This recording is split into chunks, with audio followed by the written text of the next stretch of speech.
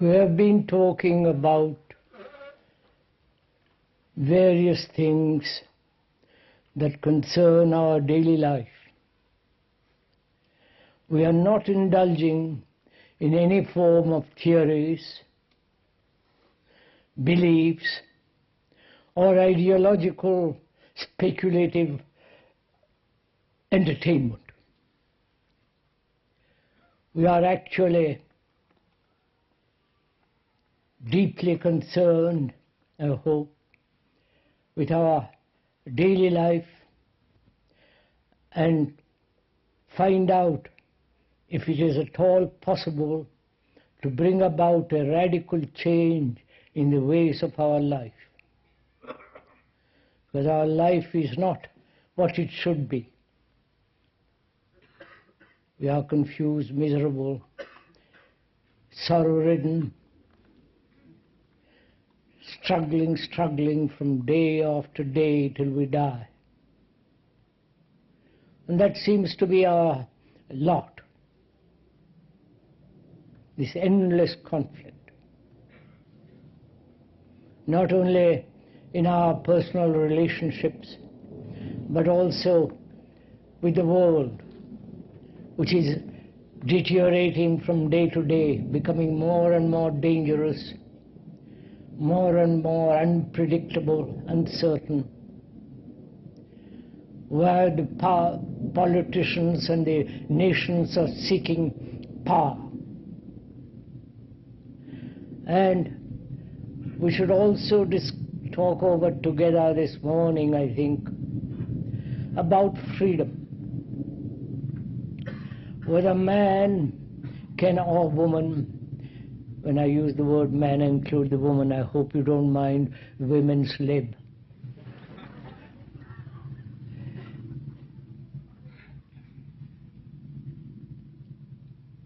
Seems to one, as one observes in the world, in our daily life, freedom is becoming less and less. More and more restrictive we are becoming. Our actions are limited. Our outlooks are very narrow, or bitter, cynical, or very, very hopeful.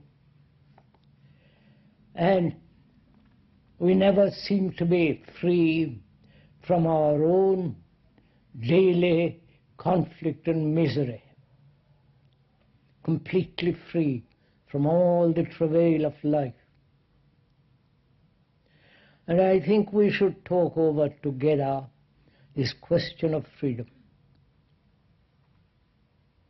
Of course, in the totalitarian states, there is no freedom. Here, in the Western world and the Eastern world partly, there is somewhat more freedom. Freedom to change your job, freedom to travel, say what you like, to think what you like, express what you like, write what you like. But even this freedom that one has is becoming more and more mechanical, which is no longer freedom. So I think we should, if we are at all serious, go into this question rather deeply. That is, if you are willing.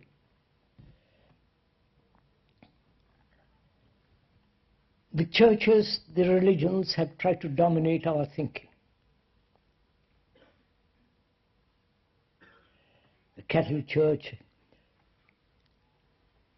in the past tortured people for their belief, burnt them, excommunicated them, and even now excommunication is a form of threat for those who are Catholics, which is exactly the same thing that's happening in the totalitarian states.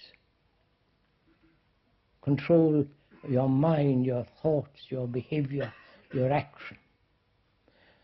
They are more concerned with the control of the mind, control of thought. And anyone who dissents from that, disagrees, is banished away or tortured or sent to mental hospitals and so on. exactly the same thing as the past Catholic world has done, now they are doing in the so-called political, economic states. So freedom is something that we have to find out what it means, and whether it is possible for us to be free, not only inwardly, deeply, but it's at all possible, inwardly, psychologically, inside the skin, as it were, but also to express ourselves correctly, truly, accurately. Then perhaps we'll understand what freedom is. Is freedom the opposite of slavery? Is freedom the opposite of prison, of bondage, of repression? Is freedom to do what you like? Please, as we said the other day, and we have been talking over together, the speaker is only expressing, I hope verbally, what we're all questioning. Therefore, you are not listening to the speaker, but listening to the questions which you are putting for yourself. Therefore, the speaker is not here. Is freedom the opposite of non-freedom? And so is there an opposite at all? And so,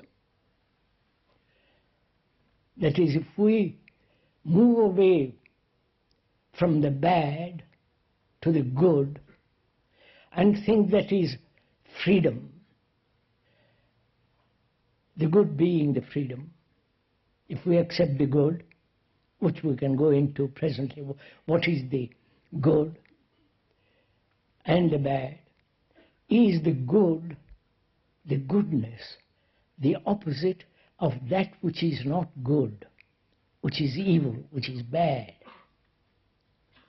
If there are opposites, then it's a conflict. If I am not good, I will try to be good. I will make every effort to be good. That if I'm somewhat conscious, somewhat sane, not too neurotic. So now we're asking, is freedom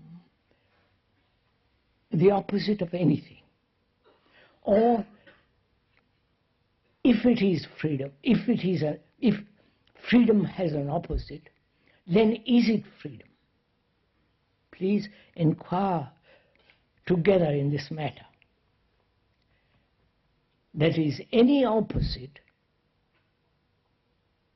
the good and the bad, the very opposite of the bad has in it, the opposite of the bad, which is the good has in it the roots of the bad.